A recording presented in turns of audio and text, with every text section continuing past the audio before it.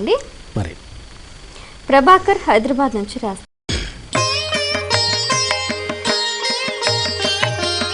నిత్యము దినచర్య ఏ విధంగా ప్రారంభించాలి తెలియజేయగలరు అంటూ రాస్తున్నారు. దినచర్య రెండు భాగాలుగా మనకు కనిపిస్తుంది.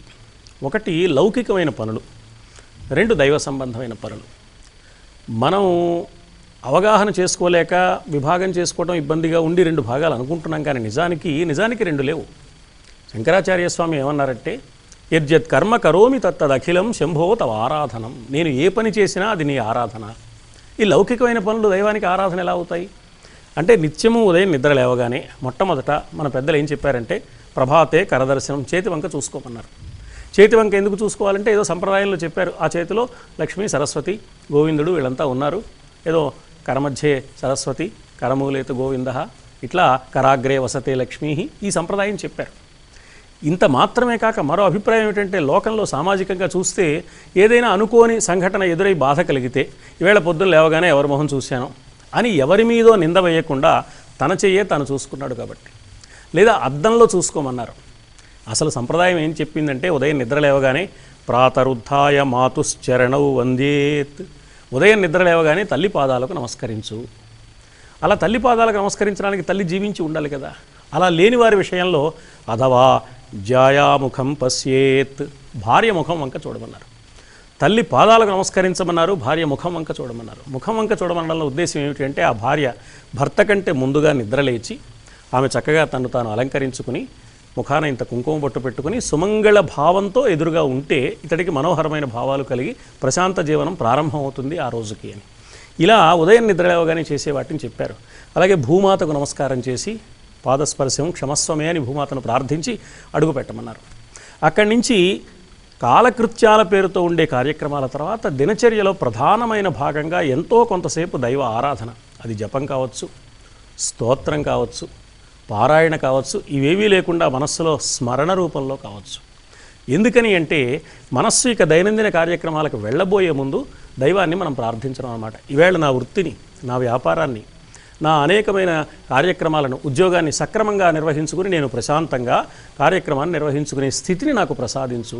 కుటుంబ సభ్యులతో కలహాలు రాకుండా, ఉద్యోగం చేసే చోట కలహాలు రాకుండా, సంఘంలో ఇబ్బందులు ఎదురు కాకుండా, నా వల్ల ఇతరులకు ఇబ్బంది కలగకుండా, ఇతరుల వల్ల నేను ఇబ్బంది పడకుండా, అలాగని నా విద్యుక్త ధర్మంలో లోపం రాకుండా, నేను అధర్మపరుణ్ణి కాకుండా నన్ను రక్షించు. ఇవన్నీ జరగాలంటే కష్టం కదా. ఇది దైవాన్ని ప్రార్థించడం అంటే మనకు విశ్వాసం ఏర్పడడం అనమాట. అలా అక్కడి నుంచి వృత్తి వ్యాపారాల్లోకి వెళ్ళడం. సాయంత్రం తిరిగి వచ్చిన తర్వాత, ఉద్యోగం ఏదో నిర్వహించుకుని ఇంటికి వచ్చిన తర్వాత మళ్ళీ ఓసారి స్నానం చేసి శుచిగా శుభ్రమైన వస్త్రాలు ధరించి మళ్ళీ ఓసారి దేవాలయానికి వెళ్ళమన్నారు. ఎందుకు అంటే, ఈవేళ ఉదయం నుంచి జరిగిన అన్ని కార్యక్రమాలలో స్వామి నీ అనుగ్రహంతో నేను సక్రమంగా ధర్మబద్ధంగా నా దైనందిన జీవితాన్ని నిర్వహించుకోగలిగాను, అందుకని కృతజ్ఞత.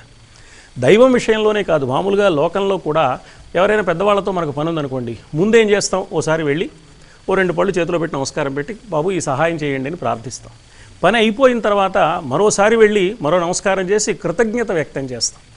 ఇంత జీవితాన్ని ప్రసాదించి ఇది సక్రమంగా సాగేట్టుగా చేసిన దైవానికి ఉదయం ఒకసారి సక్రమంగా నిర్వహింపచేయవయ్యా అని ప్రార్థన, సాయంత్రం ఒకసారి సక్రమంగా నిర్వహింపచేసినందుకు కృతజ్ఞత తెలియచేస్తే ఏం జరుగుతుంది అంటే, ఈ వ్యక్తిలో దైనందిన జీవితంలో నేను చేస్తున్న అద్భుత కార్యాలు, గొప్ప పనులు ఏమున్నాయో అవి నా గొప్పతనం వల్ల జరగటం లేదు, దైవ అనుగ్రహం వల్ల జరుగుతున్నాయి అని అహంకార భావన రాకుండా ఉండేందుకు చక్కని అవకాశం కలుగుతుంది. దైవం నా వెంట ఉన్నాడన్న ఒక దృఢ విశ్వాసం ఆత్మవిశ్వాసానికి దోహదం చేస్తుంది. అంటే మానవ జీవితంలో వ్యక్తికి ఆత్మవిశ్వాసం కావాలి, అలాగని పరమాత్మ విశ్వాసం కూడా కావాలి. అతడు నాస్తికుడు కాకూడదు, దైవం ఉన్నాడని నమ్మాలి. దైవం ఉన్నాడు కదా అని సోమరిపోతు కాకూడదు. ఈ రెండింటినీ మేళవించి మన దినచర్యను పెద్దలు ఏర్పాటు చేశారు. అలాగే నిద్రలోకి ఒరిగిపోయే ముందు ఒక్కసారి దైవాన్ని ప్రార్థించుకుని హాయిగా ప్రశాంతంగా నిద్రపోమని చెప్పారు. ఇలా ఉదయం నిద్రలేచినప్పటి నుంచి రాత్రి నిద్రపోయేటంత వరకు లౌకిక జీవితాన్ని ధార్మికత్వంతో ఆధ్యాత్మికతతో మేళవించి మన పెద్దలు రూపొందించారు. అందువల్ల ఇది జాగ్రత్తగా మనం పరిశీలిస్తే లౌకికం ఆధ్యాత్మికం అనే రెండు లేవు.